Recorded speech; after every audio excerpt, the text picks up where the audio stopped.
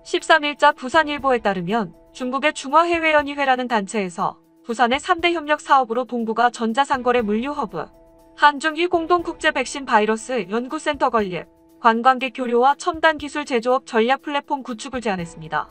추산되는 사업비 8천억 원 대부분을 중국 측에서 부담할 의향도 있다고 소개했습니다. 잘 읽어봐야 할 것이 부담하겠다는 것이 아니라 부담할 의향도 있다입니다. 이번 협력 사업에 관해 지역 경제를 살릴 동북아 물류센터와 관광객 유치에 많은 기대를 걸고 있습니다.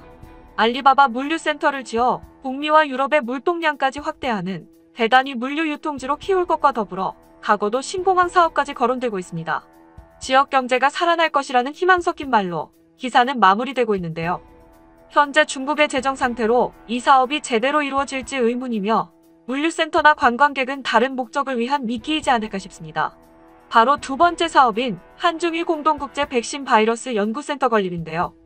두 번째 제안 사업인 한중일 백신 바이러스 연구센터는 중국 측 의지가 강하다면서 자신들이 코로나 바이러스 치료에 대해 많은 노하우를 가지고 있으며 한방 의료 수준이 높으므로 한국과 일본에 앞서가는 서양의학과 바이오 기술을 결합시키면 최대의 효과를 거둘 수 있을 거라고 말하고 있습니다. 여기에 세 나라의 연구원들이 상주해서 연구할 것이며 글로벌 바이오 기업 입주도 검토되고 있다고 합니다. 한방을 접목시킨 바이러스 치료제는 보기에 따라서는 다소 생소하고 억지스러운 부분도 있습니다.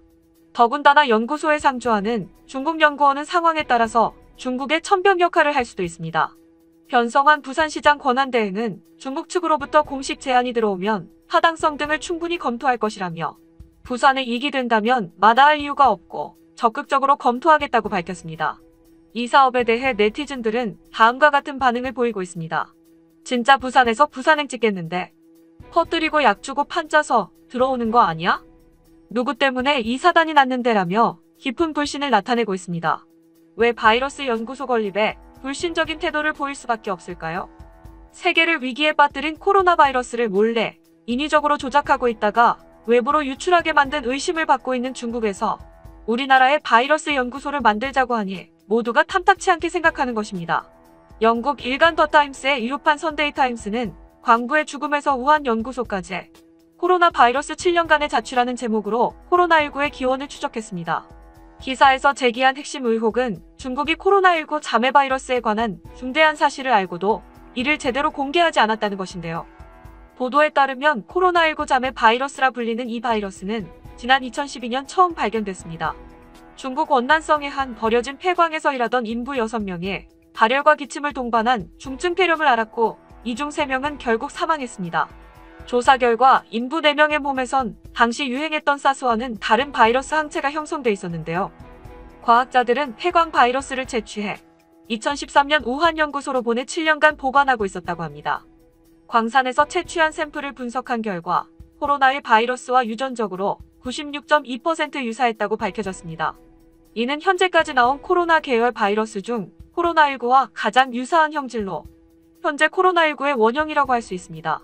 선데이 타임스는 세계보건기구가 우한 연구소에서 바이러스 유출이 일어났을 가능성과 연구소 측이 감염성을 증가시킬 수 있는 고위험의 연구를 수행했는지 여부에 대해서도 조사해야 한다고 강조했습니다. 이는 우한 연구소의 두 가지 위험성을 다 언급하고 있는데요. 첫 번째 위험은 바이러스를 다루는 연구소에서 언제든지 바이러스가 유출되어 사람들을 위험에 빠뜨릴 수 있다는 것입니다. 바이러스 유출에 대한 사고는 생각보다 자주 일어난다고 합니다. 2014년 워싱턴 근처 연구소에서 관리하던 천연두 바이러스 샘플들이 버려진 종이 박스 안에서 발견되었습니다. 천연두 바이러스는 세계에서 미국과 러시아 딱 두 군데 보관되어 있는데 다시 세상에 나올 뻔했습니다.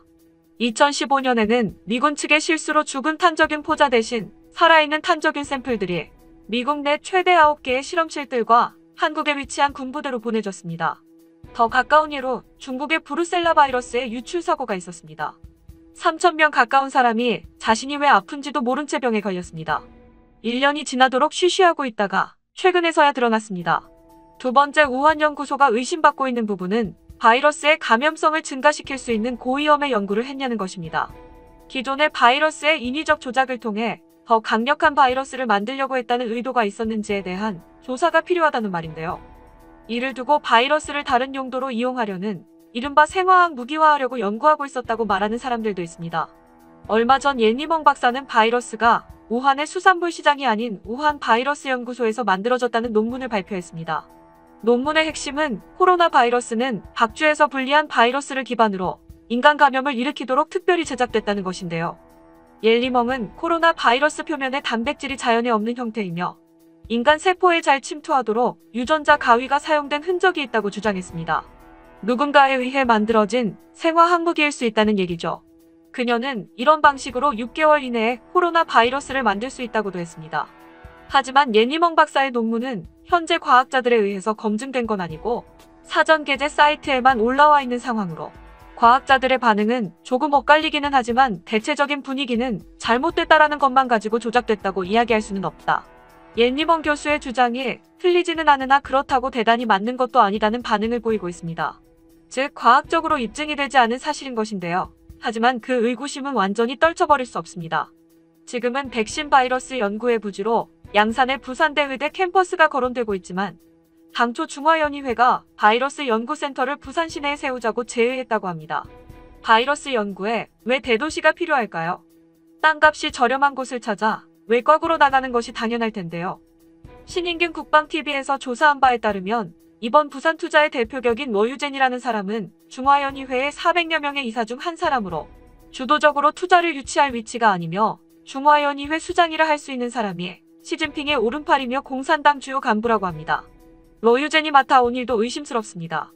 노유젠은 중화연희회에서 바이오 계열 사업의 관시를 담당하고 있다는 것입니다.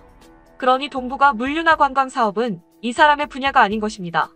주어 업무이자 관심은 백신 바이러스 연구소인 것입니다. 더 충격적인 것은 이 사람의 집안이 생화학 무기를 전문으로 다루는 장군 집안이라는 것입니다. 음모론이라 할 수 있어도 우리나라가 중국 생화학전에 쓰일 바이러스를 연구하는 곳으로 전락할 수 있는 개연성은 충분한 것 같습니다. 생화학 무기는 의외로 오래전부터 전쟁에 이용됐습니다. 기원전 6세기 무렵 아시리아인들이 적군의 우물에 호밀 곰팡이를 집어넣어 오염시켰다는 기록이 있습니다. 흑사병에 걸려 죽은 시체들을 투석기로 적의 성벽 안으로 던져 넣어서 수많은 적군과 주민들이 전염병에 걸려 죽게 만들고 결국 항복을 받아내는 사례도 있습니다. 생화학 무기는 가성비 갑인 무기입니다. 단위 면적당 살상 능력을 비용으로 환산할 때 일반적인 재래식 무기를 100으로 친다면 핵무기는 50에서 60 정도이지만 생화학 무기는 불과 10에서 20이면 충분히 살상 효과를 낼 수 있습니다. 적은 돈으로 대량 살상이나 치명상을 입힐 수 있는 것이죠. 그래서 생화학 무기를 빈자의 무기라고도 합니다. 북한이 우리나라와 비교해 모든 전력에서 뒤처짐에 따라 선택 집약적으로 키운 군사 분야가 핵과 생화학 무기입니다. 북한의 전쟁 시나리오는 핵무기를 이용한 서울 점령과 동시에 후방의 생화학 무기 공격으로 전국을 혼란에 빠뜨려 미국의 지원이 오기 전에 빠른 시간 내에 우리의 항복을 받아내겠다는 것입니다. 북한의 생화학 무기 수준은 적어도 세계 5위 안에 들 것이라고 예측하고 있습니다. 북미 협상 테이블에 핵과 더불어 생화학 무기가 의제로 나오는 이유입니다. 그러나 도발 억지력으로 충분할 만큼 우리나라 생화학 무기 전력은 한 수위입니다. 대한민국은 전세계 생화학 무기 종합 전력 2위로 전세계 생화학 무기 총보유량 3위, 전세계 생화학 무기 종합성 등 1위입니다. 이는 핵폭탄을 보유한 것과 비등비등한 수준으로 미국 다음가는 전세계 종합 생화학 전력 2위의 국가입니다. 1991년 3월 미 해군 공보처가 한국이 생화학 무기를 보유하고 있다고 인정하였고 1997년 8월 뉴욕타임스지가 한국이 세계 네 번째의 생화학 무기를 보유, 생산하고 있다고 폭로한 바 있습니다. 한국은 현재 3,000톤 정도의 화학 무기를 보유하고 있으며 평시에는 3,000톤, 전시에는 12,000톤을 생산할 수 있는 능력을 갖고 있다며 신경성과 수포성, 혈액성, 구토, 최루성, 독성 물질 등 종류가 다양하다고 밝혔습니다. 생화학 무기 성능은 세계 1위로 방독면 방독복을 입어도 대한민국의 화생방 공격을 전혀 방어할 수가 없는 데다 일본과 중국의 화생방 탐지기로도 대한민국의 생화학 무기를 전혀 탐지를 할 수가 없는 수준이라고 합니다. 실제로 미국을 제외한 전 세계의 모든 국가들이 대한민국의 생화학 무기를 전혀 탐지를 못한다고 보시면 됩니다. 핵과 마찬가지로 자신들까지 망가질 각오를 하지 않고는 쓸 수 없는 무기가 생화학 무기입니다. 우리나라가 생화학 무기 전력을 비축하는 것도 적들이 섣불리 생화학 무기로 공격하게 하지 못하게 하기 위함입니다. 상대적으로 미국의 군사력이 딸리는 중국도 생화학 전략을 염두에 두고 있을 가능성이 매우 높습니다. 이번 부산의 경제협력에 대한 중화해외연의회는 전체적인 구상을 다음과 같이 밝혔습니다. 장기적으로는 한중일 자유무역협정을 통해 동아시아 경제협력의 수준을 높이고 민간 교류를 더 활발히 해 영토와 역사에 대한 3국 간 갈등을 풀어간다면 나중에는 북한까지 개혁개방 대열에 동참해 동북아 대통로와 공동 번영이 가능하지 않겠느냐. 공동을 중국이라고 바꿔 다시 한번 읽어보겠습니다. 장기적으로는 한중일 자유무역협정을 통해 동아시아 경제협력의 수준을 높이고 민간 교류를 더 활발히 해 영토와 역사에 대한 3국 간 갈등을 풀어간다면 나중에는 북한까지 개혁개방 대열에 동참해 동북아 대통로와 중국 번영이 가능하지 않겠느냐. 끝까지 시청해주셔서 감사합니다. 도움이 되셨다면 좋아요를, 다른 이야기도 궁금하시면 구독을 눌러주세요.